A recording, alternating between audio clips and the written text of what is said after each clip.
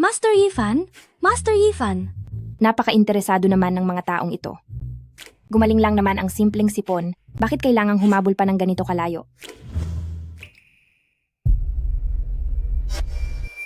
Lola! Kumusta na po kayo? Masama na naman po ba ang pakiramdam nyo? Natatakot si Lola na baka hindi na abutin pa ng ilang araw.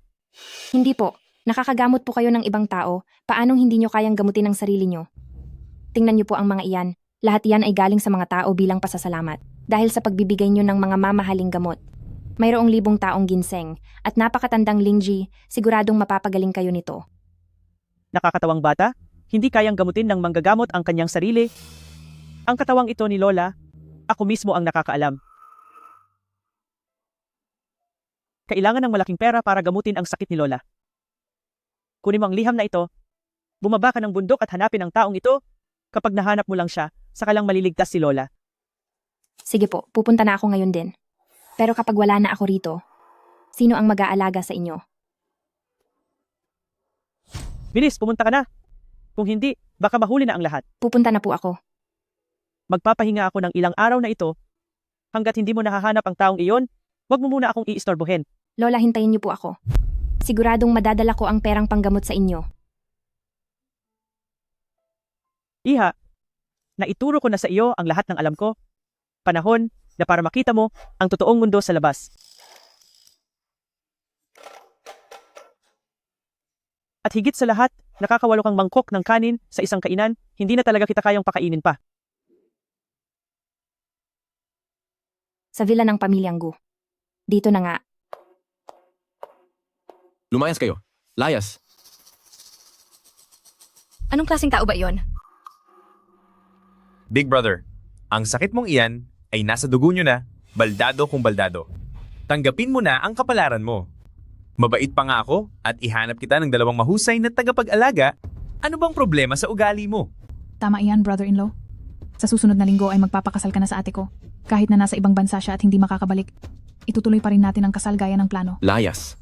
Sa kalagayan mong iyan at hindi makakauwi ang ate ko, ay natural lang naman. Dapat mo siyang intindihin. Pagdating ng araw ng kasal, magpakita ka na lang doon. Magiging pamilya na kita. Kami ni Guyan ang kampanteng mag-aalaga sa iyo. Big Brother, huwag kang mag-alala. Tungkol naman sa mga bagay sa kumpanya, ipauubaya mo na iyan sa amin ni Xiaoyu. Magpahinga ka na lang para gumaling. Guyan, paano mo nasasabi iyan?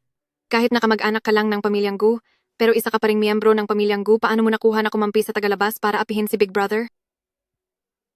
Alam mong isa akong pamilyang Gu, pero itong si Gu Xinyan ay mukhang mawawala na. Hindi ko pa rin nahahawakan ang pangunahing negosyo ng pamilya. Sinong nagsabing wala ng pag-asa si Big Brother? Ang lolo na mismo ang personal na humahanap kay Master Yifan. Basta magamot ni Master Yifan sa pamamagitan ng acupuncture, siguradong gagaling ang sakit ni Kuya. Tingnan niyo lang ang mangyayari. Si Master Yifan? Ilang taon nang wala ang lolo? Anong klaseng Master Yifan iyan? Sa tingin ko, ay isa lang siyang manloloko. Tusok ng karayom lang, di ba? Kaya ko rin iyan. Hindi na kailangang tumawag ng sinumang Master Yifan. Anong gagawin mo? Mabuti ang hangarin ni Xiaoyu. Huwag kang maging bastos. Huwag niyo siyang hahawakan, Big Brother.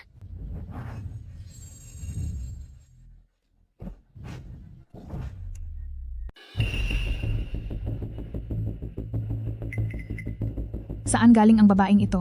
At ang lakas ng loob niyang itulak ako. Pasensya na po ate, pero mali ang paraan mo ng pagturok kanina. Kung tinuloy mo ang pagturok na yon, mawawala na siya. Anong alam mo? Nag-aral ako ng Chinese medicine? Sino ka sa tingin mo? Saan galing ang pulubi na ito? Guwardia. Nasaan ang mga guwardia? Bilis, paalisin siya sa labas. Wala na bang tao rito? Hindi ako mabahong pulubi, may hinahanap lang ako.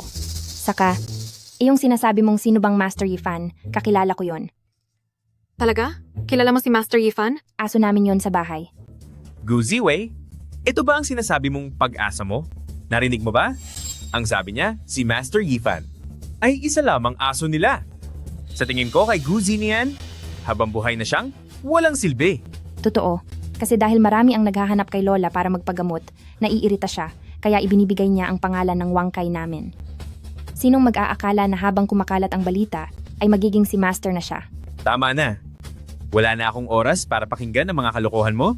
Umalis ka na. Pwede naman magsalita ng maayos. Ngunit ang manulak at humawak ng basta-basta ay sobrang kawalan ng galang. May kaguluhan dito. Gu Zinian, naghanap ka pa talaga ng isang pulubi para maging aso mong tagabantay. Sige, marami akong paraan para papuntahin ka sa kasal. Maghintay ka lang. Tara na!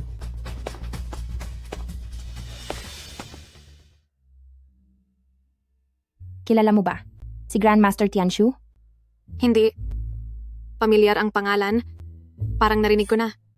Hindi maaari. Ito ang address na ibinigay ni Lola.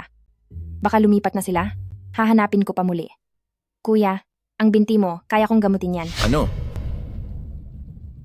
Huwag mo akong hawakan. Dito at dito, ipagpatuloy lang ang masahe sa katurukan ng ilang beses. Mga 1 linggo lang, makakalakad ka na. Ang kuya ko. Mula leeg hanggang ibaba ay hindi na maigalaw. Lahat ng doktor sa bansa sinabing hindi na ito magagamot, pero gagaling mo sa loob ng 1 linggo? Oo naman. Mukhang komplikado lang ang sakit na ito. Pero ang totoo ay dahil lang ito sa baradong daluyan ng enerhiya. Basta sundin mo ang sinasabi ko, 3 araw lang, maigagalaw na ang itaas na bahagi ng katawan. At sa loob ng 1 linggo, makakalakad ka na. Pati ba naman ikaw ay hinahamak ako? Ha? Umalas ka? Bahala ka kung ayaw mong maniwala. Ang sama ng ugali mo. Kuya, iyong kamay mo ay gumalaw. Master, babaeng mandirigma. Sandali lang. Manatili ka rito para maging doktor ng kuya ko. May sweldo na $100,000, 15 buwan na bonus, kumpletong benepisyo, at libreng pagkain at tirahan. Kasama ba ang pagkain? Libre ba at kahit gaano karami? Oo, sigurado na kahit gaano karami. Marunong magluto ng kahit ano ang chef sa bahay. $100,000 ang buwan ng sahod. Alam ko ang ibig sabihin yan, pero yung sinasabi mong 15-month pay, yung tungkol sa mga 7 insurance at 2 benefits. Ano ba ang ibig sabihin ng mga iyon? Mamimigay ba sila ng maraming ginto? Makakakuha ba ako ng napakaraming pera? Makakabili na ba ako ng napakaraming mga tinapay? Napakalaking halaga ng pera iyon. Sobrang dami na kayang bumili ng parang ilang bundok ng mga tinapay. Basta't mapagaling mo si kuya, kahit magkanong halaga pa, ibibigay sa'yo ng pamilyang Gu. Grabe, hindi lang ako makakakain ng busog, ang laki pa ng pera. Kapag napagaling ko dito itong paralisadong gwapong si kuya, makakauwi na ako dala ang pera para mailigtas si Lola. Sige, deal, kukunin ko ang trabaho. Hindi pwede. Isa siyang manloloko. Kuya, pagdating sa pagpapatakbo ng kumpanya, wala talaga akong alam dyan, kaya huwag mo nang asahan sa akin. Ang babaeng ito, malakas at marunong magtanggol, at may alam pa sa panggagamot, bagay na bagay sa iyo. Anong nangyari sa mata mo? Naaalala ko, hindi naman dapat apektado ang mga mata sa sakit na ito. Masyado lang siyang excited. Ang kuya ko, sobrang excited lang. Sige, dahil binayaran na ako, trabaho na. Mahangin dito, at maraming dumadaan. Hindi angkop na maghubad dito para sa acupuncture, pumunta na tayo sa kwarto. Sige po, hahanap muna ako agad ng taong tutulong sa inyo. Wag na. Anong gagawin mo? Wow! Ang lakas mo po, miss! Ibaba mo ako dali? Baliw ka bang babae? Hala? Nandoon po sa gawin na iyon ang kwarto ng kuya ko. Ikaw? Ano? Anong balak mong gawin? Anong gagawin mo sa akin? Binabalaan kita. Isa akong boss ng Gu Group.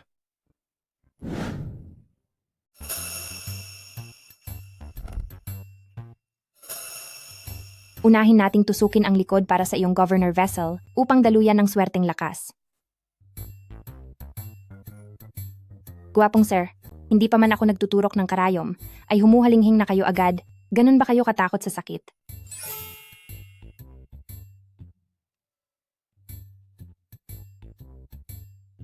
Pasensya na po, pasensya na talaga. Gusto mo ba? Gusto mo ba akong tapusin? Pagkakamali lang po iyon. Unang beses ko palang kasing mag-acupuncture sa tao, kaya wala pa akong masyadong karanasan. Unang beses mo pa lang? Alam ko na. Yung sinabi ni Lolo sa akin tungkol kay Master Yifan na tungkol sa mahusay na doktor, ginawa lang nila iyon para pasayahin ako. Sa buhay na ito, Itinalaga na yata akong maging inutil. Kahit hindi marunong gumamot si Yifan, pero ang aming si Yifan po ay nagkaroon ng sugat na katulad ng sa inyo. Dati kasi siyang nahuli ng mga masasamang loob na binali ang kanyang likod, hindi na siya makagalaw sa kanyang higaan. Pero ginamot ko lang siya ng 3 araw at nagawa na niyang habulin ang mga aso sa kabilang baryo. Pwede bang huwag mo akong ihalin tulad sa aso? Parehas naman po kasi ang kalagayan nyo. Tao nga lang kayo at medyo mahina ang katawan nyo. Pero ang 1 linggong panahon ay sapat na. Namanan namin itong sakit na ito sa pamilya ni Pamilyang Gu. Maliban sa lolo ko, ay wala nang nakaligtas. Sabi ng mga doktor, hanggang 3 linggo na lang ang itatagal ng buhay ko. Ibig sabihin yan, mali ang paraan nila ng paggamot. Ang mga tumingin sa akin ay ang pinakamahusay na mga doktor sa buong mundo. Ang mga paraan nila ay panandaliang solusyon lang, hindi nila ginagamot ang ugat ng sakit. Parang malaking baha lang yan. Alam lang nilang maglabas ng tubig, pero hindi nila alam kung paano ayusin ang daluyan. Kapag hindi naalis ang pinagmulan, hindi ka talaga gagaling. Bahala ka na sa sasabihin mo, ituturing na lang itong isang malaking serbisyo. Nakikita mo ba ang gintong tropeyong iyon?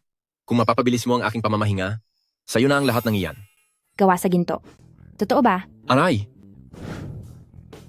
Pasensya ka na.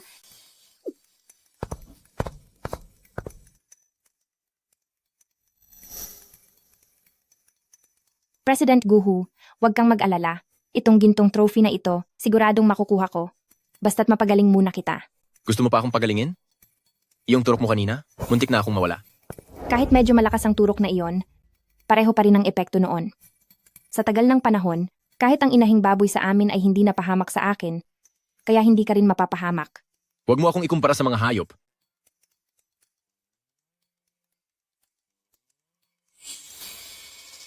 Sa unang yugto ng panggagamot, kailangang iwan ang karayom sa loob ng 24 na oras. Sa oras na ito, bawal kang malikot. Babantayan kita rito.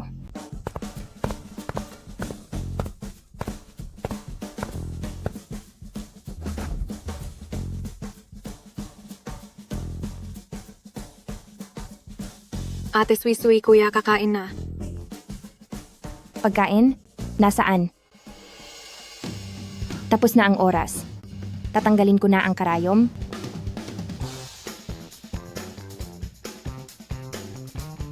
Ayun, tapos na. Bilis, bilis. Kung hindi ka magmamadali sa kainan, baka may problema ka sa isipan. Hoy!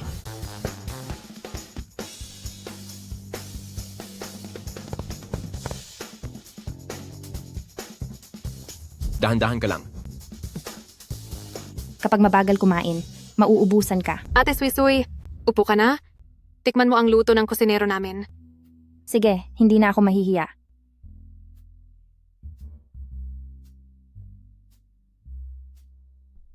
President Gu, bakit hindi ka kumakain? Hindi mo ba gusto ang lasa? May isda at may karne.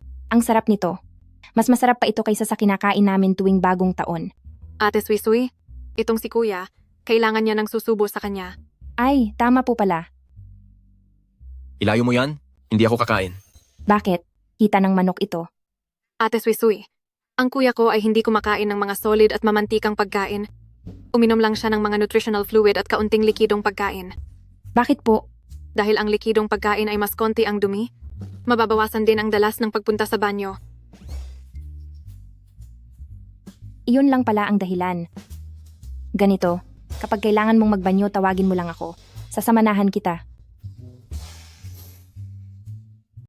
Huwag naman kayong hindi maniwala. May karanasan ako rito. Dati, noong tinulungan ko ang apo ni Aling Wang sa tabi, ako ang nag-asikaso sa pag-ihi niya. Gaya nito, nalilinis ko ng maigi. Ate Sui-Sui, kumain ka na, kumain ka. Mukhang hindi pa rin kayo naniniwala. Chiswisi, anong ginagawa mo? Ay baba mo ako? Hindi ako nagsisinungaling. Papadama ko sa iyo. Naniniwala na ako. Naniniwala na. Kakain na nga ako, di ba? Talagang naniniwala ka na? Oo. Totoo na? Pakibitawan na ako. Mabuti naman kung ganoon. Halika, buksan ang bibig.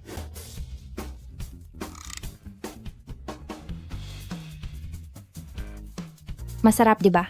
Araw-araw kang umiinom ng kung anong nutrient solution, wala namang mas hihigit sa sarap ng karne. Kain pa ng itlog ng pugo.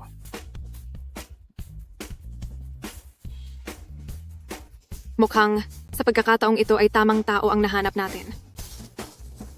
Ate Suy, ipinagkakatiwala ko na sa iyo ang pag-aalaga sa kapatid ko. May gagawin pa ako? Mauuna na muna ako. Hoy! Huwag kang umalis! Paalam. Kuya, magpakabait ka ha. Ang Gu Ziwei na ito talaga. Busog na. Oras na para mag-ehersisyo. Anong ehersisyo? Rehabilitation ito. Kung gusto mong gumaling agad ang binti mo, hindi sapat ang acupuncture lang, kailangang samahan ng ehersisyo para ma-stimulate ang muscles. Akala ko dati naiiba ka sa kanila. Iniisip mo rin pala na wala na akong silbi, hindi ba? Umalis ka. Umalis ka na. President Gu, bakit ba ang laki ng galit mo, President Gu? Gusto mo bang subukan ang pakiramdam ng nakakatayo? Sabi ko umalis ka.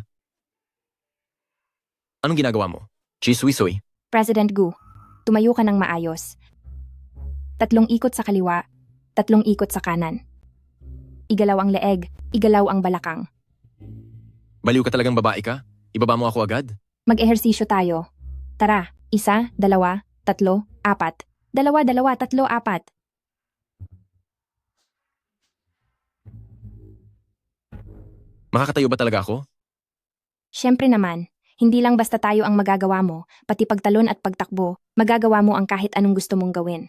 Sinasabing napakaswerte ni Presidente, pero ang totoo, parang siyang nakakulong. Kahit hindi magpakita ang asawa mo, kailangang ituloy mo ang kasal na ito. Kapag kasal na kayo, at may lisensya na, ako na ang magdedesisyon sa negosyo ni Pamilyang Gu. Ang isang mahinang tulad mo ay dapat matuto, tanggapin mong maging isang sunod-sunurang tauhan na lang. Sinaguyan at Fang Yu ang dahilan? Pinipilit nila akong magpakasal. Bukod sa araw-araw na pang-insulto, lagi pa silang pumupunta rito. Ang oras na ito ay ang oras kung kailan dumadaloy ang lakas at maganda para sa katahimikan ng isip. Pili ang oras ng pagpunta nila dahil gusto nilang mawala ka na ng mas maaga. Napakasama nila. Ganun naman talaga sila. Gusto nilang mawala na ako agad. Saan ka pupunta? Huwag kang padalos-dalos. Dapat matuto ang mahina sa kalagayan niya at tanggapin ang maging sunod-sunuran. Mahusay talaga ang diskarte nating ito. Kahit na hindi tayo pwedeng pumasok sa bahay nila, dito lang tayo sa labas para galitin at asarin siya ng husto. Tama ka. Kahit hindi ituloy ni Gu Jinian ang kasal, dahil sa ginagawa nating ito, siguradong mawawalan siya ng lakas sa sobrang galit. Pagdating ng oras na iyon, ang kumpanyang Gu, hindi ba magiging sa atin na ang lahat? Eksakto. Haha. Napakahinang presidente. Bakit ikaw na naman yan? Bakit nandito ka pa rin? Hoy baliw na babae, anong balak mong gawin? Sinasabi ko sa inyo, kahit nakaupo lang diyan si President Gu at walang ginagawa, parang proteksyon pa rin siya ng bahay na ito kumpara sa inyo, na mukhang tao pero hindi gumagawa ng mabuti, puno ng masamang balak, at hindi marunong lumugar sa tama, di hamak na 10,000 beses siyang mas mabuti kaysa sa inyo.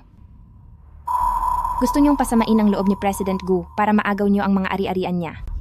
Sinasabi ko sa inyo, hanggat narito ako, aalagaan ko siya upang manatili siyang malakas, walang sinumang makakakuha sa kanya. Kung hindi pa kayo tatahimik, pupuntahan ko ang puntod ng mga ninuno nyo at magtatanim ako ng 2 ektarya ng ampalaya doon. Para sa buhay na ito, pati na sa susunod, hindi na kayo makakatikim ng kahit anong tamis. Yak! Napakawalang hiya mo? Saan bang probinsya galing ang babaeng ito? Ang bastos ng pananalita mo. Sobra kang makaprotekta kay Gu Jinian? Hindi kaya pera lang ang habol mo? Tama. Ang dami ko nang nakikitang babaeng tulad mo. Mukhang pera na galing sa hirap. Dahil nakikita mong lumpo si Gu Jinian, iniisip mong walang nag-aalaga sa kanya. Akala mo siguro pag inalagaan mo siya ng ilang araw ay mapapaibig mo na siya para makaangat ka sa buhay? Payong kapatid lang, huwag ka nang magbalak ng masama. Tingnan mo muna ang sarili mo sa salamin. Sa susunod na linggo ay magpapakasal na si Gu Jinian sa nakatatanda kong kapatid. Pagsasama iyon ng 2 mayamang pamilya. Sino ka ba sa akala mo? Older sister, ang utak mo ba ay semento ang laman? Anong ibig mong sabihin? Ikaw ang mismong kapatid ng bride. At ikaw naman ang pinsan ng groom. Kayong 2 ngayon ay naglalandian sa isa't isa. Tapos pinipilit nyo ang sarili mong kapatid na magpakasal sa lumpo niyang pinsan para lang madali ninyong masakop ang pamilyang Gu. Kayong mga tagalungsod, ang gulo ng buhay nyo. Kung sa probinsya namin ito, Pati nga ang asong si Wangkai ay alam na hindi dapat gumagawa ng ganyan sa sariling pamilya. Pero kayong dalawa, parang gusto nyo pang sirain ang buong bahay. Pasapakin kita sa bibig. Subukan mo. Hindi pa ba kayo tapos?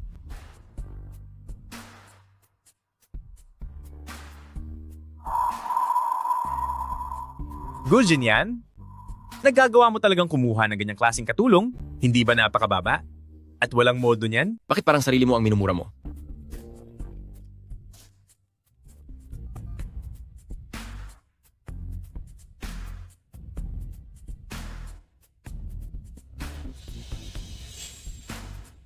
Ang kasal sa loob ng 3 araw? Dapat kang pumunta. Paano kung ayaw kong pumunta? Anong gagawin mo? Hindi ka pupunta? Hindi mo na ba gustong malaman kung nasaan ang lolo mo? Ang aking butihing big brother, simula noong hinanap ni lolo, yung kung sinong Master Yifan na yan. Hindi ba matagal nang walang balita mula sa kanya? Simula nang makarating si Lolo sa barangay ni Yu Jiao, ay nawalan na kami ng komunikasyon sa kanya. May masama kaya talagang nangyari? Sa barangay ni Yu Jiao, wala man lang signal sa lugar na yun. Kung ayaw mong mapahamak siya, at kung gusto mo pa siyang makita, pinapayuhan kita, sumunod ka na lang sa akin. Sa barangay ni Ujiao, Paano ka nagkaroon ng balita tungkol kay Lolo? Kumusta na si Lolo? Bakit ka nagmamadali? Hindi ba kanina lang ay ang tigas mo? Huwag kang mag-alala. Nandoon si Lolo sa barangay ni Yujao, ayos lang naman siya roon. Basta't sumunod ka sa gusto ko, ay hindi siya mapapahamak. barangay ni Ujiao nga talaga. Tumahimik ka. Basura ka talagang pulubi. Bahay ko kaya ang barangay ni Ujiao. Talagang sumosobra ka na. Noong nakaraan, nang banggitin ko ang Master Yifan, ang sabi mo ay aso mo yon. Ngayon naman, ay sinasabi mong sa iyo ang barangay ni Yujao. Oo, aso ko nga ang Yifan at bahay ko rin talaga ang barangay ni Ujiao. Ikaw, para mo na rin akong pinagtatawanan. Niloloko mo ba ang talino ko? Hindi, nagsasabi lang ako ng totoo. Bakit ba hindi ka naniniwala? Talaga namang, kung hindi pa kita maturuan ng leksyon, baka isipin mong mahina ako. Kayong mga tauhan ko, sugod. Mahal, huwag kang magpadalos-dalos. Masyadong malakas ang babaeng yan noong nakaraan. Hindi lang ako nakapaghanda noon, pero sa pagkakataong ito, kumuha ako ng 2 batikang bodyguard. 2 silang lalaban sa kaniya. Hindi ako naniniwalang makakalusot pa siya ngayon. Sugurin siya. Tigil na. Pupunta na ako. Pupunta ako. Ganyan nga, aking mahal na kapatid. Kung matagal mo na sanang naisip yan, kaming 2 ay hindi na sana humantong sa ganitong alitan. Totoo iyan, brother-in-law. Magiging isang pamilya na tayo. Ituturing ko na ring sariling lolo si Lolo Gu. Aalagaan ko siya na parang isang santo. Sisiguraduhin ko ang kaniyang kaligtasan. Hindi maaari. Ang mga araw na ito ang kritikal na panahon sa gamutan ni President Gu. Bumubukas pa lang ang kaniyang mga ugat. Ngayon ang perpektong pagkakataon para magpatuloy. Hindi siya maaaring umalis kahit saan. Kailangan niyang manatili sa bahay para sa kaniyang gamutan. Chi Sui Sui, tumahimik ka. Chi Sui Sui. Tandaan mo ang iyong katayuan. Tagapag-alaga ka lang na kinuha ko. Kailan pa ang mga usapin ni Pamilyang Gu ay naging karapatan mong panghimasukan? Gusto kitang pagalingin. Responsibilidad kita. Kung hindi ka susunod sa akin, maaari ka nang lumayas ngayon din. Aalis din ako. Pero akong si Chi Sui Sui ay may paninindigan sa bawat sinimulan ko. Hindi ko ito ginagawa para sa iyo. Ginagawa ko ito para sa sahod ko. Kapag magaling ka na, aalis na ako agad. Hinding-hindi na ako magtatagal kahit isang segundo. Bakit ba ako ganito kagalit? Tama na ang drama ninyong 2. Hindi ko na iistorbohin ang inyong madamdaming pag-uusap sa pagitan ng amo at katulong. Nagkasundo na tayo? Sa loob ng 3 araw, sa kasalan, doon ay bibigyan kita ng isang malaking sorpresa. Brother-in-law, aasahan ka namin. Halika na, umalis na tayo.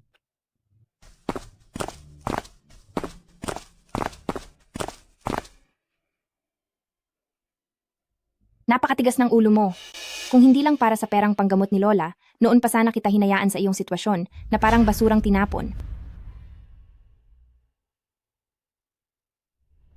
Sa wakas, napaamo rin natin ang taong iyon.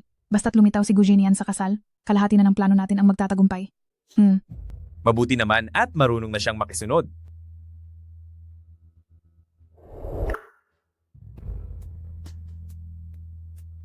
Anong problema, mahal ko?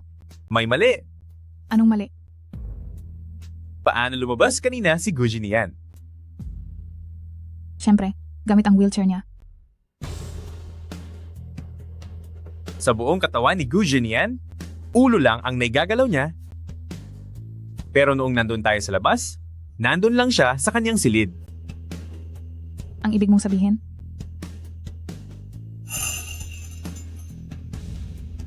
Posible kayang ang si Chi Sui Sui ay talagang napanggagaling ang karamdaman ni Gujin yan?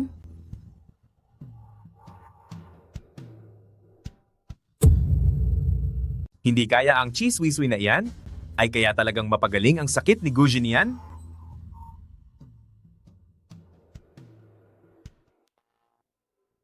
Chiswisui, tumigil ka.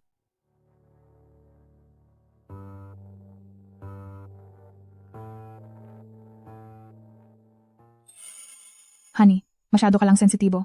Tingnan mo nga, mukha ba siyang marunong manggamot? Pero, kitang-kita ko kanina na gumalaw ang mga kamay niya. Para sa akin, kumpas lang iyon ng mga ugat.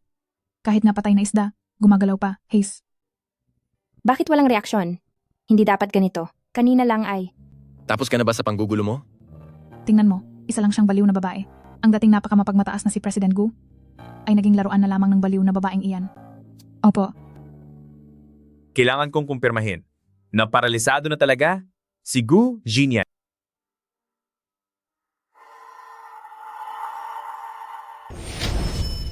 Gusto kong makita mismo ng sarili kong mga mata na paralisado pa rin si Gu Jinyan.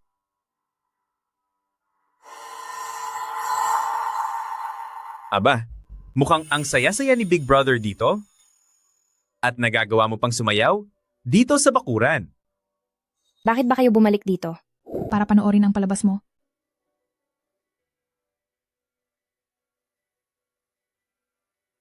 Big Brother, kanina ay? Akala ko talaga ay nakahanap ka na ng magaling na doktor. Ngunit hindi ko inaasahan na maling-mali pala ang iniisip ko. Kahit ang mga pinakasikat na doktor sa mundo ay hindi kayang gamutin iyan, ngunit nakuha mo pang magtiwala sa babaeng baliw na galing sa probinsya. Tingnan mo nga itong eksenang ito. Isang baliw at kakaibang babae, at isang walang kalaban-laban na lumpo. Talagang napakagandang pares ninyo. Tapos ka na bang magsalita? Kung tapos ka na, lumayas na kayo. Sandali lang, Big Brother. Ang gusto lang naman namin ay kumpirmahin ang lahat. Ngayong nakita naming wala ka pa ring silbi, panatag na ang loob namin. Oh, siya nga pala. Huwag mong kakalimutan ang kasal sa loob ng 3 araw. Alis na tayo.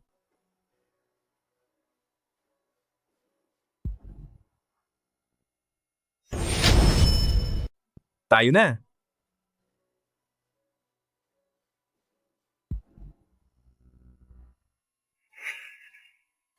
Nakakagalaw ka naman pala. Ganyan ka na nila kung apihin, bakit hindi mo man lang sila bigyan ng malutong na sampal? Gayong nakakagalaw ka naman na. Paanong nangyari ito?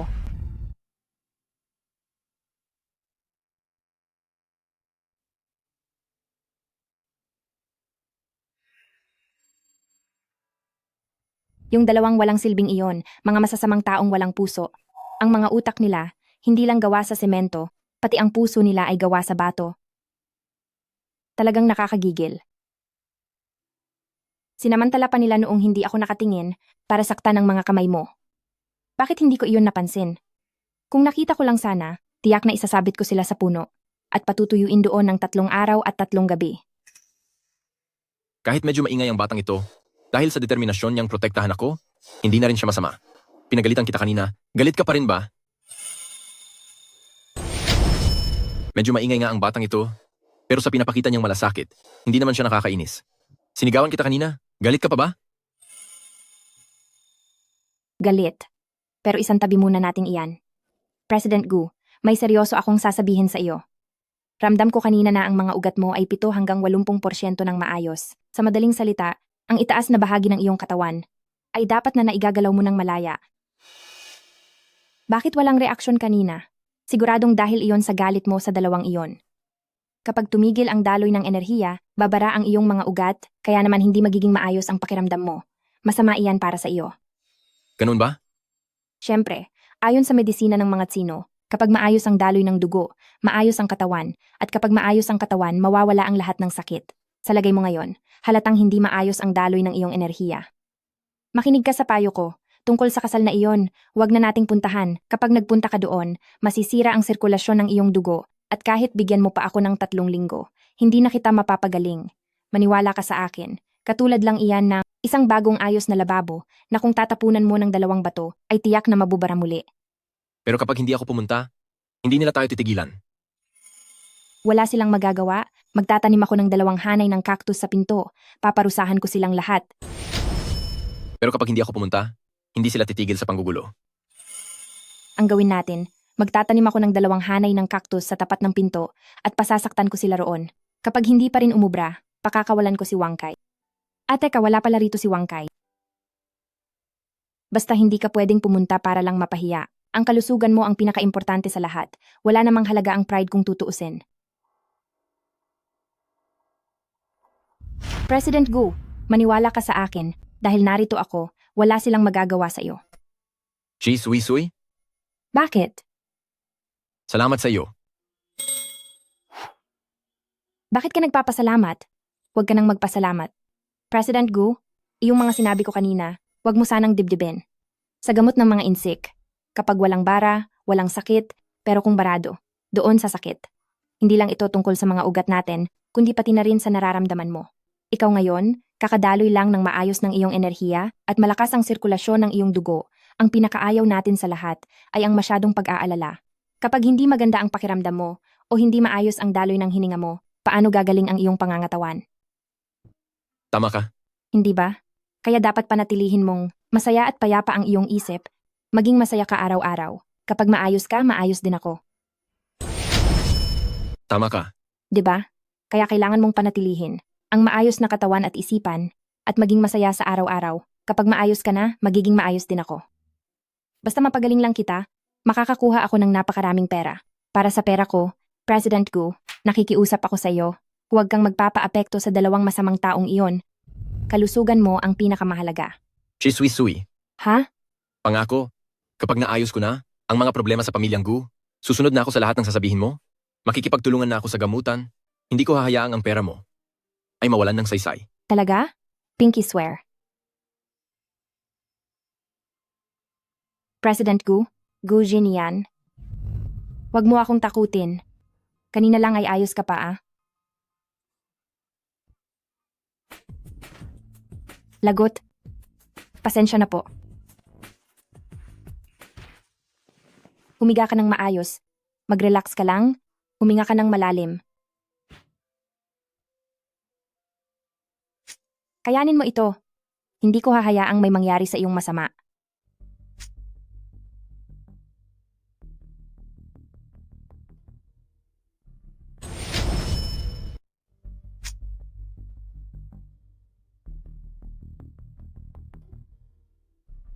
Ang panginginig na iyon kanina ay isang epekto ng matagal mong pag-inom ng gamot. Ang acupuncture na ginawa ko noong mga nakaraang araw ay nakatulong na pigilan ang lason. Sa totoo lang, basta't kalmado ang iyong emosyon, hindi na ito dapat bumalik. Masyadong malala ang pagsumpong na ito. Tiyak na dahil naging masyadong magulo ang iyong isipan kamakailan at nang tumaas ang iyong presyon, bumalik ang bagsik ng lason. Pasensya na, pinag-alala kita. Anong magagawa ng paghingi mo ng paumanhin? Dapat kang mangako sa akin na bago ka pa gumaling, huwag mo nang pansinin ang anumang kaguluhan sa labas. Hayaan mo na iyon. Ang iyong gawain ngayon ay magpahinga at magpagaling ng maigi.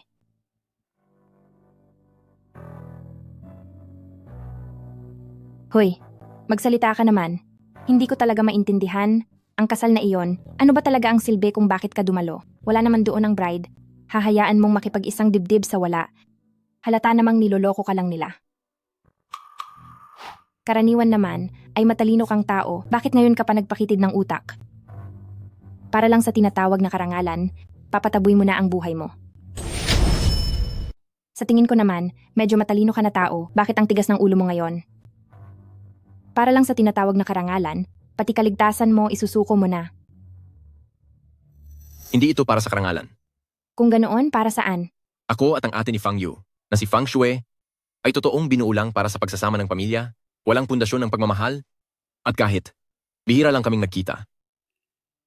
Pero, noong panahong nagkasakit ako, lahat ng tao ay iniwasan ako. Pinagsamantalahan pa ang hirap ko. Siya lang, ang araw-araw na pumunta sa ospital para dalawin ako. Noong oras na iyon, hindi ko matanggap ang katotohanang lumpo na ako. Naging napakasama ng ugali ko, lagi akong nagagalit at naninigaw, ayaw kong sumunod sa gamutan, pero siya ay kailanman hindi nagreklamo kahit isang beses. Tahimik niya akong tinutulungang linisin ang kalat ko, pinupunasan ako, at pinapakain. Hanggang sa kalaunan, tuluyan na akong nawala sa sarili. Ginamit ko ang pinakamasasamang salita, para lang itaboy siya. Hindi ko siya sinisisi, dapat lang siyang umalis. Walang taong gustong bantayan at makasama ang isang lumpo na madalas magwala sa buong buhay nila. Pero hindi mo pwedeng gamitin ang sarili mong kapakanan para lang magbayad ng utang na loob. Hindi ito tungkol sa utang na loob. Sa tingin ko lang, kahit pa magmukha lang akong katawa-tawa doon, ito na ang huling gagawin ko para wakasan ang ugnayang ito. Hindi ito tungkol sa pagbayad ng utang na loob. Nararamdaman ko lang na kahit na magmukha pa akong isang malaking biro, ito na ang magsisilbing katapusan ng ugnayang ito.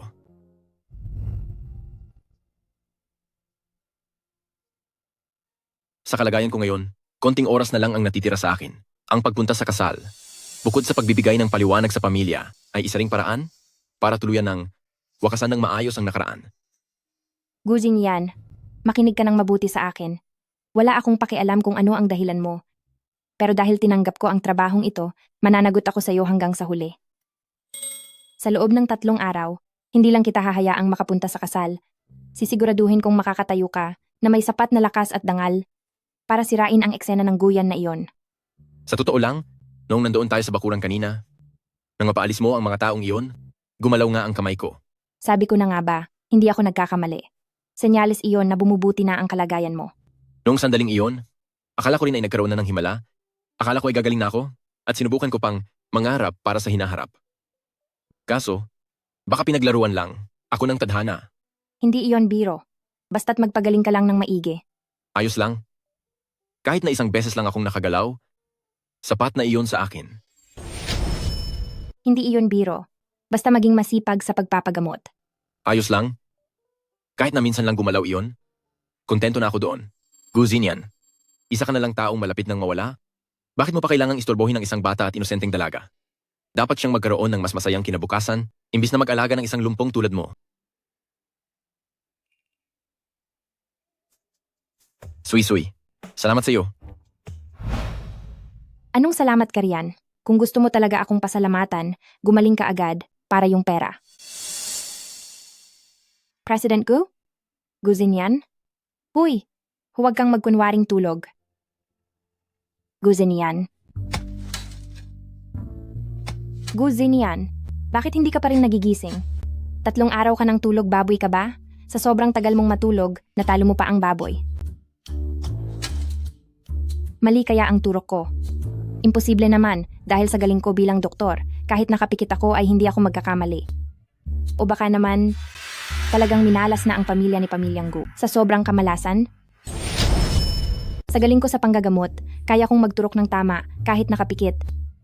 O baka naman, mayroon talagang taong nagtanim ng ampalaya sa puntod ng mga ninuno ni Pamilyang Gu? Nakakatawa, di ba? Ano kaya kung magtanim din ako? Gagamit ako ng matinding lunas. Magtatanim ako ng sili para magising siya sa anghang.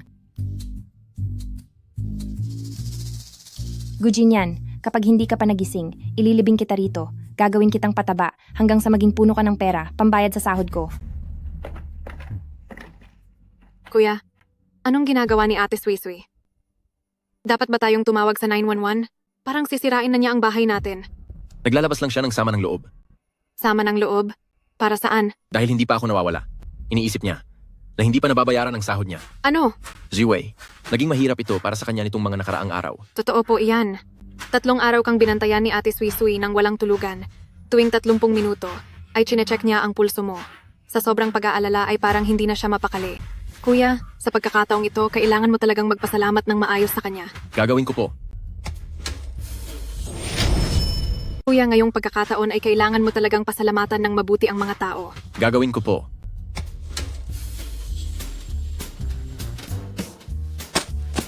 Guji niyan. Gising ka na? Talagang gising ka na? Ano kasi? Narinig ninyong lahat. Hindi ako nagtatanim ng ampalaya. Nagbubungkal lang ako ng lupa. Nagbubungkal ng lupa para sa mga bulaklak. Sira ulo. Mabuti at gising ka na. Salamat naman at gising ka na.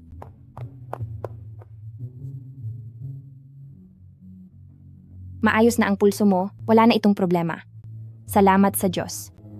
Sino nga ba yung nagsabi kanina na ibabaon daw ako sa lupa para gawing pataba? Ano?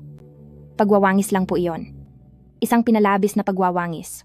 Para lang mabuhay, ang determinasyon mong mabuhay. Ate Suisuy, isa ka talagang magaling na doktor. Hindi lang nagising si kuya kanina, nakatayo rin siya.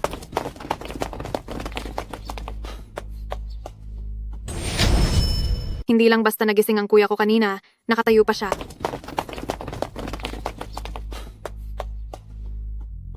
Nandito pala? Kayong lahat? Dahil nakasara ang mga pinto, akala ko pa naman, mawawala na ang panganay nating kapatid. Kuya, tignan mo ang sarili mo. Ngayong araw na ito ay ang pinaka-espesyal mong araw. Nakarating na ang lahat ng tanyag na tao sa lungsod, pero nandito ka pa rin at nagtatago, na parang isang duwag. Tama ba yan? Marunong ka bang rumespeto? Ang dumi yata ng lumalabas sa bibig mo. Hindi kayo welcome dito. Lumayas kayo. Teka lang naman, kayong dalawa? Ngayong araw, pumunta ako rito para ihatid ang damit pangkasal ni Kuya. Anong ibig mong sabihin? 3 araw na ang nakalipas? Nakalimutan mo na ba agad, Kuya? Dahil mukhang ayaw mo, pumunta sa mismong kasal, kahit dito na lang, ayos na rin yun. Kung ayaw mong sumipot, doon sa venue, mapipilitan akong ang bride na mismo ang dalhin dito para matuloy ang inyong kasal. Ang wedding dress na ito ay ikaw mismo noong hindi ka pa paralisado ang nagdisenyo para kay ate. Ang bawat hibla nito ay puno ng iyong pagmamahal. Kaya kung ito na lang ang haharap sa iyo imbes na si ate, hindi na siguro masama, di ba? Ako mismo ang nagdisenyo nito para sa kapatid ko. Ang bawat tahi at bawat hibla ng tela ay nagpapakita ng aking wagas na pagmamahal. Hayaan nating itong traje de boda ang pumalit sa ate ko. Hindi naman siguro iyon sobra, di ba? Nababaliw na kayong dalawa. Walang bride at magpapakasal sa isang traje de boda. Anong klaseng kasal ito? Manahimik ka. Wala kang karapatang magsalita rito. Dahil hindi ka naman makalakad ng maayos, huwag na tayong pumunta sa venue para mapahiya lang tayo. Dito na lang, yumukod ka ng 3 beses sa harap ng traje de boda at tapusin na natin ang lahat ng ito. Ang utusan kang magbigay galang sa damit na ito ay pagpapakita na sa iyo ng respeto.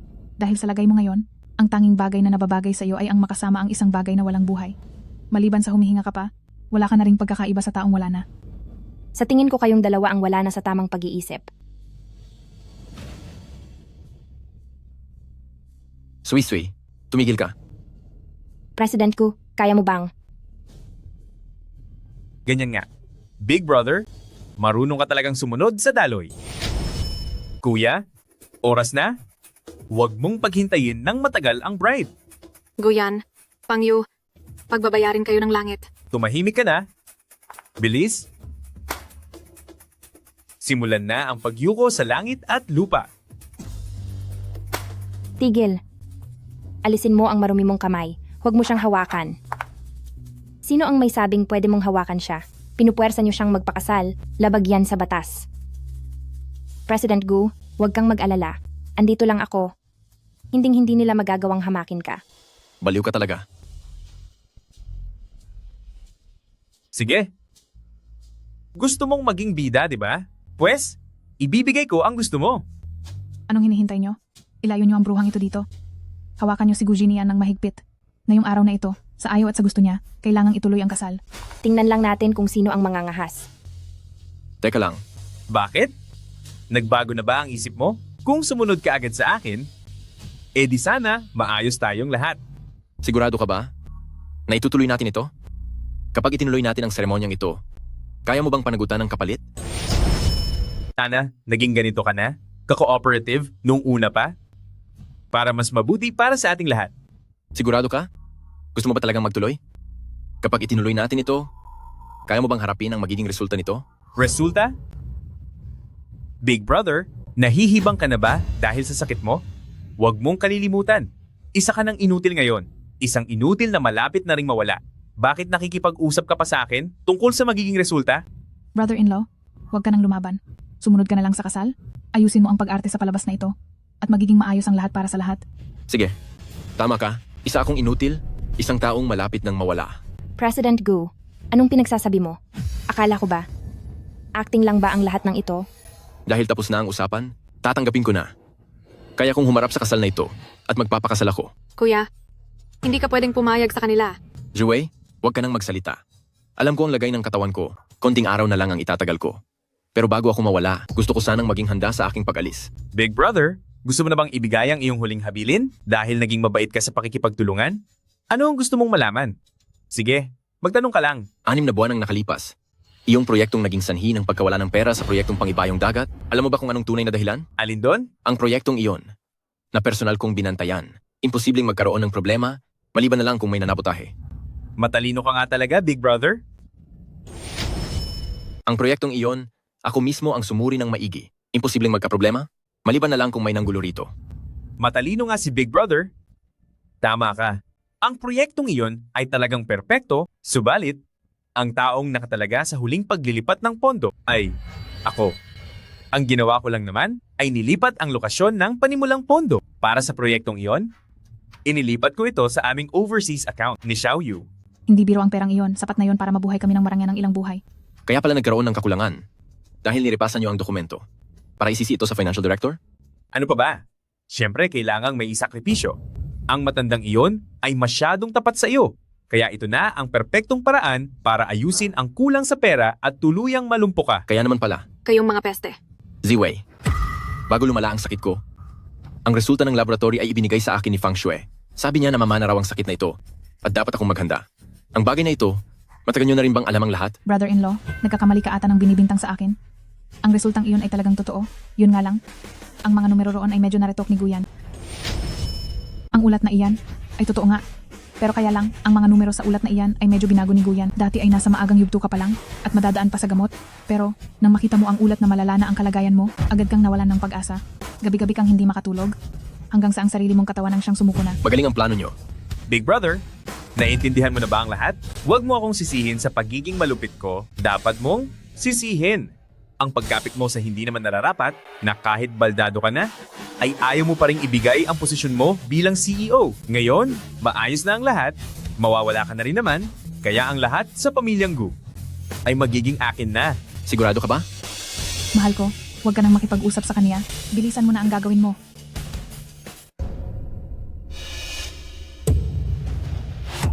Paano ito nangyari? Bakit na igagalaw niya ang kaniyang kamay? Nagulat ka ba?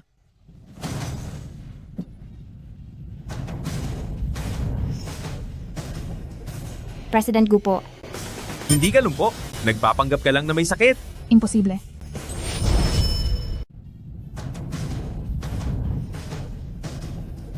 President Gu, Hindi ka lumpo. Nagpapanggap ka lang na may sakit. Hindi maaari. Ang ulat na iyon ay malinaw na. Ang ulat na iyon ay totoo. Ang sakit ko ay totoo rin. Ngunit, nakatagpo ako ng isang mabuting doktor. tama. Ako ang mahusay na doktor na iyon. Sige, Gu Xinyan. Nakuha mo pang gumawa ng plano laban sa akin. Parehas lang tayo. Ibigay mo sa akin. Ano yan? Gusto mo ba akong pagnakawan? Guyan Fang Yu ang paglustay niyo ng pondo, maling paggamit ng katungkulan, palsipikadong accounting, at sadyang pananakit. Ang lahat ng mga kasong ito ay sapat na para kayo ay mabulok sa kulungan. Hindi ako naniniwala. Ako ay pamilyang Gu ng ikalawang Young Master. Sino sa inyo ang may lakas ng loob na hulihin ako? Dahil lang sa isa kang pamilyang Gu, kaya kailangan kong kumilos para sa ating mga ninuno upang linisin ang pamilyang ito. Umalis ka riyan.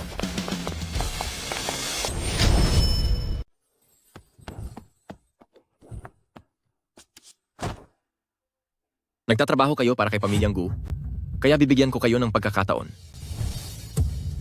Huwag kang lalapit. Go, Zinian! Akala mo ba nanalo ka na?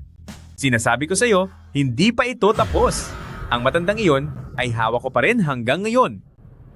Kuya, hawak pa rin nila si Lolo. Natatakot ka na ba? Nakakulong ang lolo mo sa isang lugar na kahit ang mga multo ay hindi siya mahahanap. Kapag nahuli ako, ay wala nang magbibigay sa kanya ng tubig at pagkain. Maghanda ka ng $100 milyong na cash? Kung hindi, ay asahan mong wala na siyang buhay kapag nakita mo. Mas masahol ka pa sa hayop. Lolo mo rin iyon. Tumahimik ka. Kailangan kong unahin ang sarili ko kahit anong mangyari. Totoo yan. Kailangan mo rin kaming ihanda ng isang helicopter para makalabas ng bansa. Kung hindi, huwag mo nang asahang makita pa ang matandang iyon. Tama na. Itigil niyo na ang pagpapanggap. Ang kinalalagyan ni Lolo ay matagal ko nang alam. Sa mga oras na ito, siguro ay malapit na siyang makauwi sa bahay. Ang kinaroroonan ni Lolo ay matagal ko nang alam. Kung bibilangin ang oras ngayon, siguradong malapit na siyang makauwi. Guzin yan. Alam ng lahat na paralisado ka na. Paano mo pa nagawang magawa ang lahat ng ito? May sakit lang ako, hindi sira ang ulo ko. Kuyan, natalo ka dahil sa sobrang kumpiyansa mo. Tapos na ako. Wala na ang lahat. Dalhin sila sa himpilan ng pulisya. Kuya, alam ko nang nagkamali ako. Pinilit lang ako ni Guyan. Isa akong binibining fang. Hindi ako pwedeng makulong. Ilayo sila. Kuya, tinakot mo ako. Akala ko talaga si Lolo ay... Kuya, ang galing mo talaga. Kuya, Gujin yan. kuya, Hoy, Gujin yan. Huwag mo akong takutin. kuya, Bantayan mo siya. Kukunin ko ang karayom. kuya. Kuya. Kuya, gumising ka po. Ate Suisui, sabi nila ang huling lakas ni kuya ay pansamantala lamang bago ang huli. Baka mawala na ang kuya ko. Ate Suisui, sinasabi nila na ang kuya ko ay pansamantala lang na lumalakas at malapit na siyang mawala. Hindi iyan totoo. Sino ang nagsabi niyan? Ang family doctor ni kuya. Ang sabi nila, ang mga internal na organo ni kuya ay bumibigay na lahat at wala na raw pag-asang mailigtas pa siya. Hindi ako naniniwala. Hindi iyan posible. 13 karayom ng pintuan ng multo. Unang turok, sa Philtrum. Pangalawang turok, sa Shaoxiang.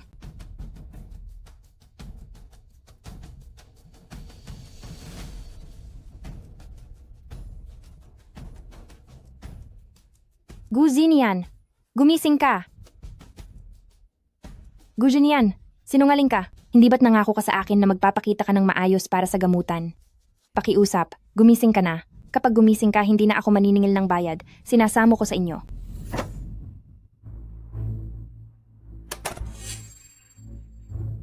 Lolo? Lolo po, mawawala na po si kuya. Ano po?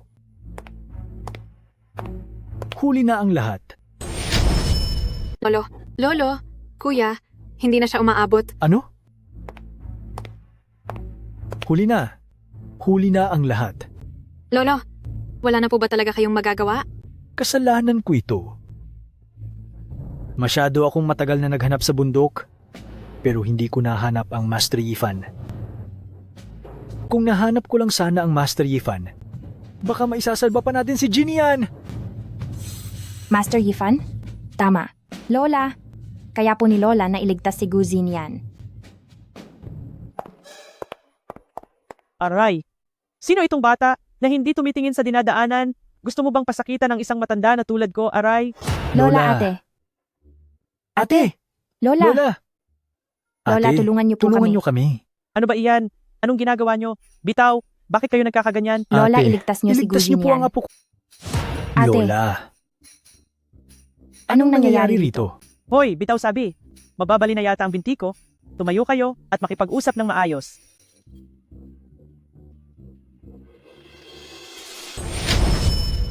Aray, bitawan mo ako. Mababali na yata ang binti ko sa ginagawa mo.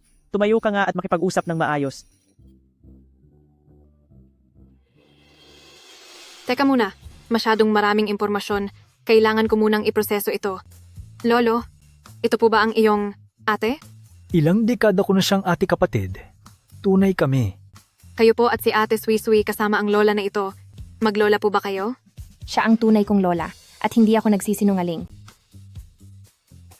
Ang lola ko ang Grandmaster Yifan na hinahanap ninyo. Kaya ba niyang sagipin si Gu Jinyan? Anong Grandmaster Yifan? Ay, oo nga pala. Mali ako. Hindi Grandmaster Yifan ang lola ko. Ang totoo niyan, si Yifan ay pangalan ng aso namin. Tao ang lola ko, kaya hindi siya iyon. Kahit ano paman, kayang iligtas ng lola ko si Gu Jinyan. Nagmamadali na tayo. Huwag na nating intindihin kung tao o aso pa yan. Bilis. Ate, alam ko talaga na darating ka. Ikaw lang ang tanging makakatulong kay Jinian. Naku po, sino ang nagtusok ng mga karayom na ito? Ginawa nyo namang parang porcupine ng tao. Hay nako, sino ang tumusok nito? Ginawa mo siyang hedgehog sa dami ng tusok. Lola, ako po iyon. Ginamit ko na po ang Ghost Gate na 13 karayom, pero wala pa rin po siyang malay. Diyos ko, ikaw talagang bata ka, kahit tama ang lahat ng pressure points. Pero, masyadong malakas ang pagkakatira mo. Ang batang ito, ang pangangatawan niya ngayon, ay parang isang sirang salaan, pinapainom mo siya ng biglaan ng gamot, paano niya kakayanin iyan? At ikaw naman, Gu Zentian, sa buong buhay mo, hindi ba't ang pinag-aaralan mo lang ay ang sakit na namamana ng inyong pamilyang Gu? Bakit? Anong nangyari? Hahayaan mo lang ang sarili mong apo na mapunta sa ganitong kalagayan. Ate, ako. Dati, sino ang kampanteng nagsabi na ang Chinese medicine ay pang sinauna na at ang Western medicine ang hinaharap? Sino ang nagsabing sa pamamagitan ng datos at makinarya ay malulunasan ang depekto sa gene? Ito na ba ang naging bunga mo? Ito ba ang iyong ipinagmamalaking Western medicine? Ate, nagkamali ako. Maling-mali talaga ako.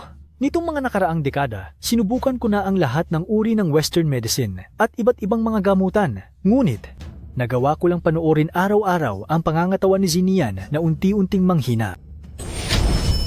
Nagkamali ako. Totoong nagkamali ako. Sa loob ng ilang dekadang ito, sinubukan ko na ang lahat ng gamot at lahat ng klase ng terapiya. Subalit, wala akong magawa kundi ang panoorin ang katawan ni Zinian na unti-unting manghina.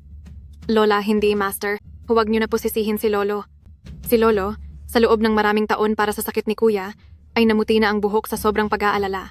At saka sigurado akong may silbi rin ang mga pananaliksik ni Lolo. May ganoon ding sakit si Lolo, pero tignan niyo siya ngayon, maayos pa rin siya, siguradong napalinggaling na niya ang sarili niya. Jiwei, nagkakamali ka. Ha? Sa totoo lang, matagal na rin akong may sakit. Ano po? Kayo rin po, Lolo? Iyon ay noong 40 taon na ang nakakalipas.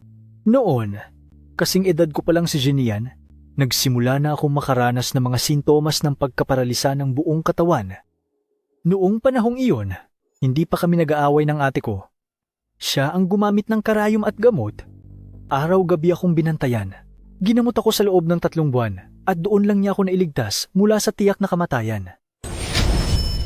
Ginamit ni ate ang acupuncture at halamang gamot at inalagaan ako gabit araw. Ginamot niya ako sa loob ng 3 buwan para lamang makuha ako mula sa bingit ng kamatayan. Ngunit dahil bata pa ako noon at padalos-dalos at dahil sa sobrang taas ng kumpiyansa ko sa sarili, akala ko ang iniinom kong gamot na galing kanluran ang siyang nagpagaling sa akin. Sa kagustuhan kong patunayan ang aking sarili, pinagtawanan ko pa ang paggamit ni ate ng tradisyonal na medisina at sinabing pamahiin lang ito, dahilan upang si ate ay magalit ng husto at lumayo sa kabihasnan. Sabay sumpang hinding-hindi na muling makikipagkita sa akin. Isang matandang issue na yan na dapat nang kinalimutan. Nakuha mo pa talagang banggitin yan. Ate, naging tanga ako noon. Nooy hindi ko alam ang tunay na halaga mo. Kahit anong parusa ay tatanggapin ko. Ngunit si Zinian, siya ay walang kasalanan. Siya na lang ang natatanging pag-asa ng pamilya ni Pamilyang Gu. Nagmamakaawa po ako sa inyo, ate. Parang awa nyo na. Alang-alang sa pinagsamahan natin noon bilang magkasama. Pakisuyo po! Iligtas nyo siya! Tama na, itigil mo na ang pag-iyak. Sa ganyang edad, umiiyak ka pa? Hindi ka ba natatakot na mapagtawanan ng mga kabataan? Tianshu, Swisui, hali kayo at tulungan niyo ako. Pagmasdan niyo itong mabuti para matuto kayo. Kailangang kontrolado ang paghugot ng karayom. Kung mabilis ng isang bahagi, masisira ang enerhiya. Kung mabagal ng isa, maiiwan ang dumi sa loob. Swisui, tumingin ka ng mabuti. Tanda ko na po, Lola. Tianshu. Ano, kilala niyo po ba si Grandmaster Tianshu? Naalala ko na. Noong bumaba ng bundok si Ate Sui kani-kanina lang, may dala siyang sobre para talaga hanapin si Grandmaster Tianshu. Hindi ko akalain na ang lolo pala ang ipinapahanap nyo kay Ate Swisui pagbaba niya ng bundok. Ate, ilang dekada na tayong hindi nag-uusap. Bakit mo pa pinababa ng bundok ang batang ito para hanapin ako? Magkagalit tayo, oo. Pero mahalaga ang buhay ng tao. Ang batang si Swisui ay 10 taon higit na nag-aral sa akin. Kahit mataas ang kaniyang talento, dahil lagi lang siyang nasa liblib na bundok, hindi pa siya nakakakita ng tunay na mundo. Sa pagbaba niyang ito, una sa lahat, gusto ko siyang makakuha ng karanasan at makita ang totoong buhay. Pangalawa, alam ko ang lala ng sakit ng inyong pamilyang Gu na namamana ninyo. Kung bibilangin ang mga araw, ang karamdaman ng batang ito ay nasa kritikal na yugto na. Alam ko ang tungkol sa pamilya niyo sa pamilyang Gu at kung gaano kalubha ang sakit na namamana niyo. Kung bibilangin ang mga araw, ang pagkakaroon ng sakit ng batang ito ay nasa kritikal na yugto na rin. Kahit medyo kulang pa ang husay ng pagsasanay ni Swisui at hindi niya lubusang mapapagaling ang sakit na ito, kahit papaano naman ay natutunan niya ang lahat ng itinuro ko. Ang ganitong paraan ng pag-aakupunktura ay mabilis makakatulong para kayang-kayang mailigtas ang buhay. Ate, naaalala mo pa rin pala kami. Huwag kang masyadong assuming.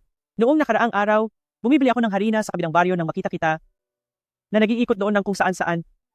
Alam kong hinahanap mo ako at natatakot ako na baka mamatay ka lang sa tapat ng bahay ko. Diyos ko, magkakakonekta pala ang lahat. Salamat na lang talaga, at medyo mukhang pera itong si Ate Swisui. Noong una, dahil sa $100,000 dolyar, pumayag siyang manatili bilang doktor ng kuya ko. Kung umalis pala si Ate Swisui noon, baka tuluyan nang nawala ang kuya ko. Sa totoo lang, hindi ko rin inasahan iyon. Tadhana na nga marahil ito. Baka ang kapatid ko ay talagang ang... Sa totoo lang, hindi ko rin ito inaasahan. Ito ang tadhana. Tingnan niyo ang dalawang batang ito, itiniyak talaga na magkaroon sila ng ugnayan. At ikaw naman, napakalaki na ng edad mo. Bakit mo pa binago ang pangalan mo? Ano na uli ang itinawag mo, Zentian? Kaya tuloy ako, mula nang bumaba ng bundok, 8 ulit na akong paikot-ikot sa lumang mansyong ito. Para sa akin ay, makapangyarihan ang pangalang Zentian na may kapangyarihang yumanig sa mundo. Matapang? Halos na dahil sa katapangang iyan, ay mawala na ang apo mo. Sige na, tama na ang biruan. May huling hakbang pa?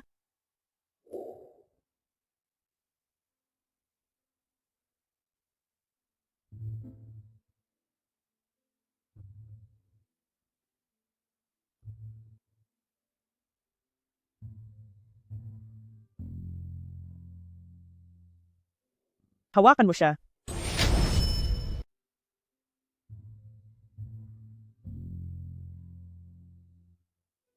Hawakan niyo siya ng mahigpit.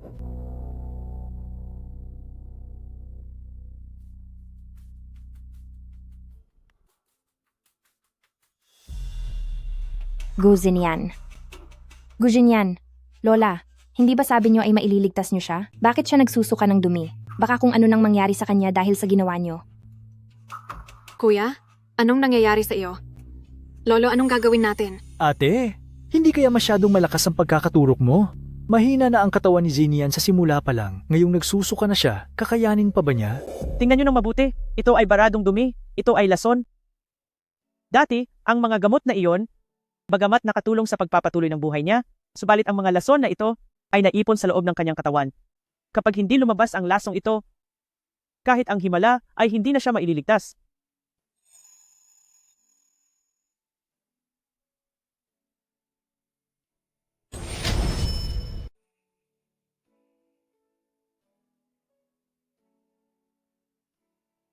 Bakit ka umiiyak? Napakapangit mo. Ikaw kaya ang pangit. Alam mo ba, halos mamatay na ako sa takot kanina. Puntahan mo siya at suriin ang kaniyang pulso. Tingnan natin kung ang galing ng matandang ito ay kumupas na. Lola, malakas at masigla po ang pulso niya, bagamat medyo mahina pa. Pero yung katulad ng dati na parang wala ng buhay ay nawala na. Ayos na ang kaniyang daloy ng enerhiya. Titingnan ko. Isang himala. Tunay ngang isang medikal na milagro ito, ate. Ito ba ang maalamat na siyam na karayom ng pagkabuhay? Kamangha-mangha, talagang kamangha-mangha.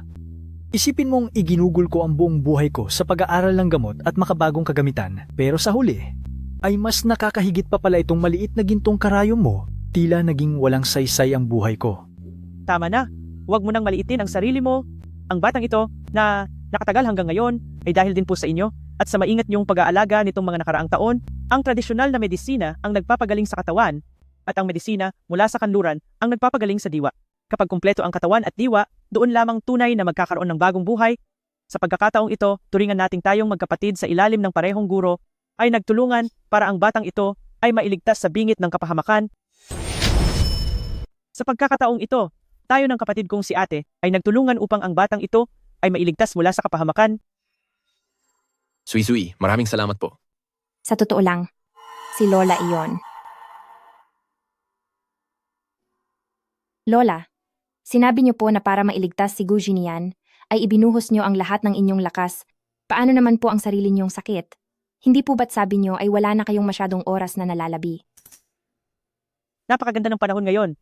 Hirap na po kayo. Bakit kailangan niyo pang ibuwis ang buhay niyo para iligtas si Gu Jinian? Ang malaking utang na loob kay Lola ay hinding-hindi. Malilimutan ni Guzin yan. Wala iyon. Hindi na kailangan. Ang katawan ko ay kaya pa naman. Anong kaya pa?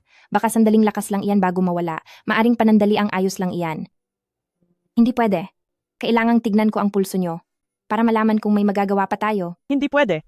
Ikaw talagang bata ka, anong titig ng pulso?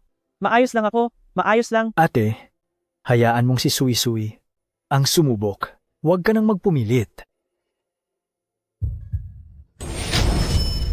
Ayos lang ako, ayos lang. Ate, hayaan nyo na si Sui ang sumubok. Huwag nyo na pong pilitin ang sarili nyo. Ang pintig na ito. Napakalakas at makapangyarihan ng pintig na ito. Napakakalma. At sakto lang ang bigat. Ano pong ibig sabihin yan? Ibig sabihin nito ay kasing lakas siya ng toro. Mas malusog pa kaysa sa aso namin. Sa labas ng nayon. Hindi ba't para rin naman ito sa iyo? Ikaw na bata ka. Mayroon kang ang sapat na kaalaman sa medisina at lakas. Pero palagi ka na lang nasa nayon, nagsasaka at nagpapakain ng mga baboy. Napakalaki ng mundong ito. Kung hindi ako nagpanggap na may sakit para pilitin ka, malamang habang buhay ka nang mananatili dito sa liblib na lugar na ito. Pero hindi mo pa rin dapat ako niloko. Pinag-alala mo ako ng napakatagal. Naubos na ang mga luha ko sa kaiiyak. Mandaraya kang lola. Hindi na kita kakausapin. Sui, Bakit? Galit ako ngayon? Huwag mo akong asarin. sa totoo lang, gusto ko ring magpasalamat kay Lola sa pagloko sa'yo. Kung hindi dahil kay Lola at sa pagpababa sa'yo mula sa bundok, kung hindi ka nagdesisyon para iligtas siya at manatili sa pamilyang Gu, hindi sana kita nakilala. Maraming salamat din po, Lola. Hindi mo lang iniligtas ang buhay ko, kundi dinala mo rin ang isang napakabuting Sui sa tabi ko. Hindi sana kita nakilala. Gusto ko rin pong magpasalamat sa inyo, Lola. Hindi lang ninyo binigyan ng bagong buhay ang katawan ko, kundi ipinadala nyo rin ang isang napakabuting tao na gaya ni Sui sa aking piling. Ano bang pinagsasabi mo? Ginagawa ko lang ito para sa pera. Halika na, halika. Kumain tayo ng prutas. Para ito sa selebrasyon ng pagbangon ng kuya ko at para na rin sa mabuting kalusugan ni Lola. Tama.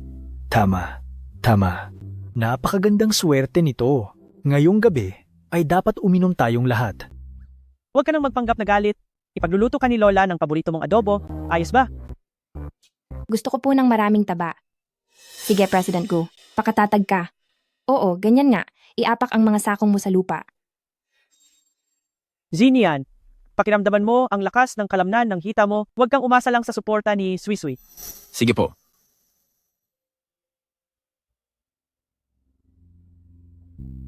Nakakalakad na siya. Tara. Ate, nakakalakad na si Jinian. Kuya, napakahusay mo. Sui. Nagawa ko rin. Ang galing mo. Sinasabi ko naman sa iyo. Kapag ang isang magaling na lola na ang kumilos, at sinamahan pa ng pag-aalaga ko, siguradong gagaling ka talaga. Sui. Nagtagumpay ako. Mahusay. Sabi ko na nga ba, kapag nandyan si Lola Miracle Doctor, at dahil na rin sa maayos kong pag-aalaga, imposibleng hindi ka gumaling. Halika, magpahinga ka muna.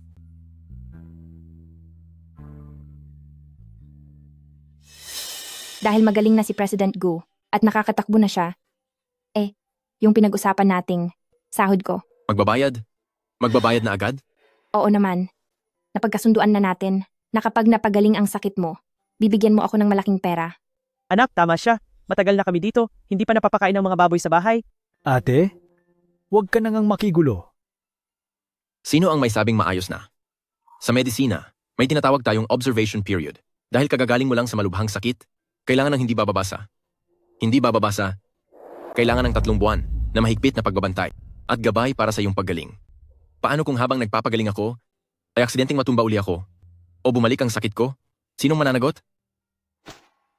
May punto ka rin doon. Sige, mananatili pa ako ng kaunti. Oo, dapat kang manatili. Responsibilidad ito para sa pasyente. Paano naman yung sahod ko sa observation period? Dodoblahin ko. Sige, payag ako. Kuya, dahil wala ka pa namang balak na magpakasal ngayon, anong gagawin sa wedding gown na ito? 1 taon mo itong pinaghirapan, sarili mong disenyo, pinakustomize pa sa mga sikat na mananahi, nag-iisa lang ito sa buong mundo. Nakakasikip lang ito dito, parang nakakasagabal na tingnan. O baka gusto mong itapon ko na lang ito ngayon? Hoy, huwag mong itapon. Ang wedding gown na ito ay naghihintay para sa tunay nitong may-ari. Ang wedding gown na ito ay dinisenyo ko para sa taong magpapatibok ng puso ko, para sa taong noong pinakamahirap na sandali ay humarang sa harap ko upang protektahan ako. Nahanap mo na ba siya?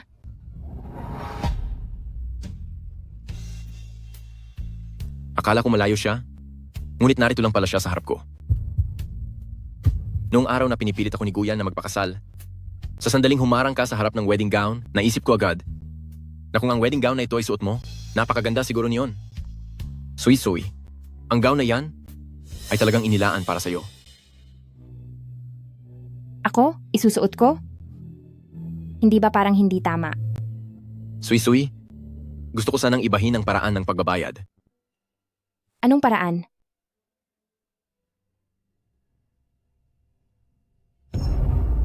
Gusto kitang maging tunay na ginang ng pamilyang Gu. Maging asawa ko ni Gu Jinian, panghabang buhay ito. At ang kapalit ay ang buong buhay at kayamanan ko. Maging asawa ka ni Gu Jinian, habang buhay ang magiging hangganan nito. Ang mga kondisyon ay ang aking buong kayamanan at pati na ang aking buhay. Pumapayag ka ba? Ate Suy-Suy, pumayag ka na sa kanya. Iha, huwag mo nang palampasin ang pagkakataong ito dahil si Jinyan ay isang magandang pagkakataon. Suy-suy, Ano kasi? Napakahirap maging may bahay.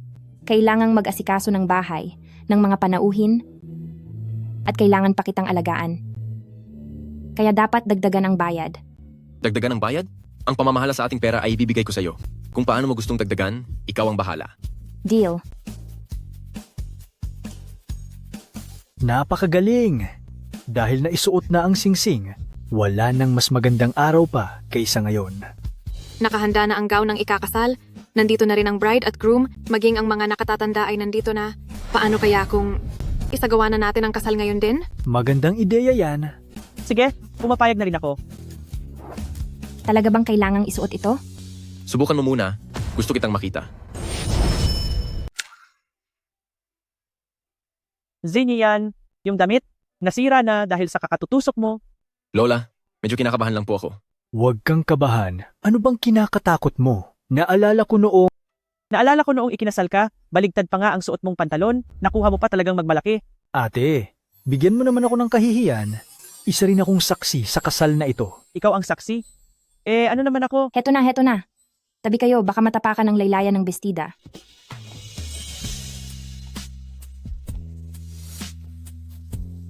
Ano po?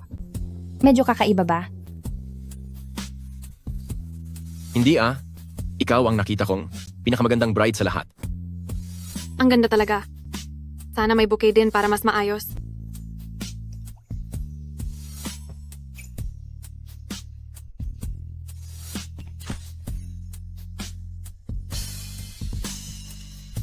O sige lang, ito na lang ang gagamitin natin.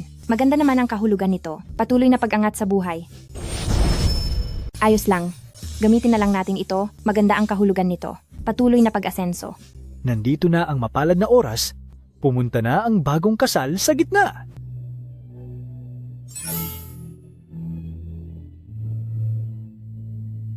Unang pagbati sa langit at lupa.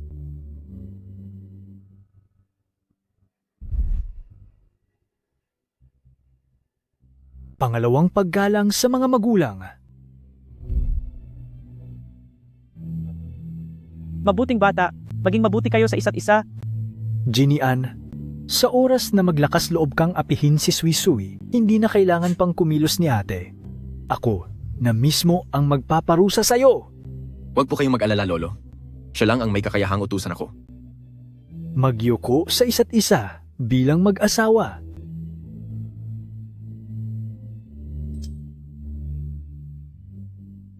Tapos na ang seremonya, dalhin na sila sa kwartong pangkasal. Mag-ingat ka. Tara na, sa kwartong pangkasal. Dahan-dahan lang, baka matisod ang aking mahal na apo sa tuhod. Napakahusay ni Ate Suisui at napakaswerte ni Kuya.